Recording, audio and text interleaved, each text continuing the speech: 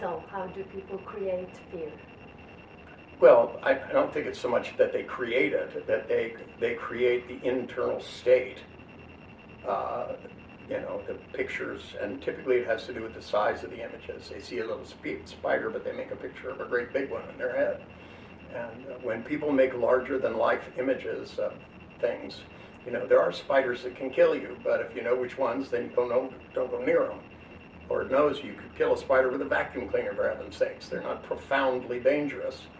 You could accidentally get bitten by one, but the fact that people are terrified of spiders, and in my seminars in London, we take people who are terrified. You even say the word spider and they freak out, and 20 minutes later they're holding a tarantula. So it's not something that requires deep knowledge of your personality in childhood.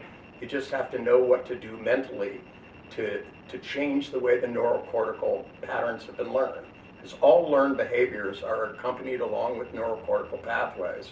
We grow billions of them as kids and still grow hundreds of millions as adults. And if you run them forwards, out of the infinite number of them, they know which one to run.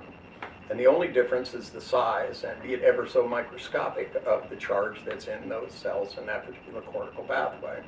And when you run them backwards, and when you change the size of the, people are terrified from a big picture, you get them to make little ones, and they're not so terrified. It's all very mechanical learning to control. It's the difference between thinking on purpose and remembering incorrectly.